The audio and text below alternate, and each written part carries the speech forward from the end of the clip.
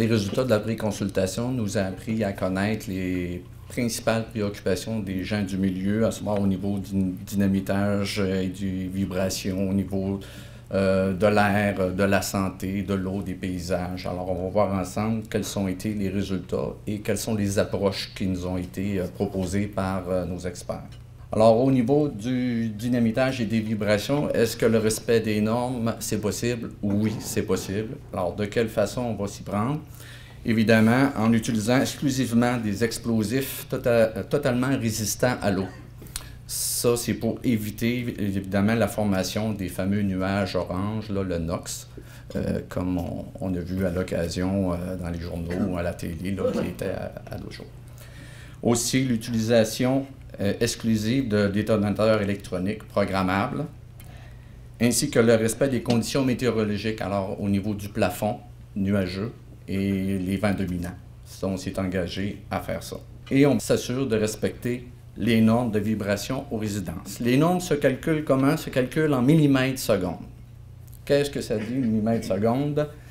La norme provinciale, elle est de 40. Alors, si vous prenez un camion qui roule à 50 km/h ou un autobus qui roule à 50 km/h et qui passe sur une anomalie de la chaussée, par exemple un nid de poule, une bosse, etc. Si vous êtes à 12 mètres de la route, devant la maison, vous allez ressentir une vibration de 30,9 pour un autobus qui roule à 50 km/h. Au niveau de la norme d'Hydro-Québec, parce qu'on est très près des lignes hydroélectriques, Hydro-Québec nous exige une norme de 25 mm par seconde.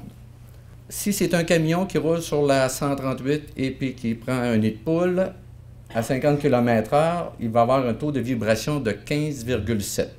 On parle toujours devant la maison à 12,50 mètres de la route.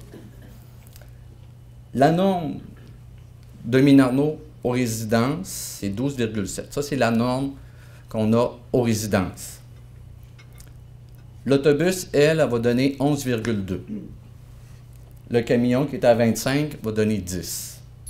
Pour votre information, les données au niveau des autobus et des camions, ça vient du Conseil national de recherche du Canada. C'est un document qu'ils ont produit en 2000. C'est disponible sur Internet.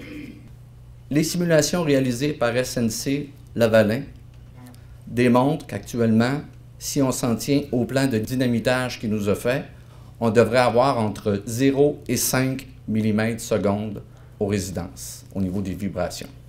Alors oui, au niveau des vibrations et du dynamitage, c'est possible de respecter les normes. Et pour ça, Minarno prend l'engagement de suivre les paramètres de sautage contrôlé qui ont été établis par l'expert en dynamitage.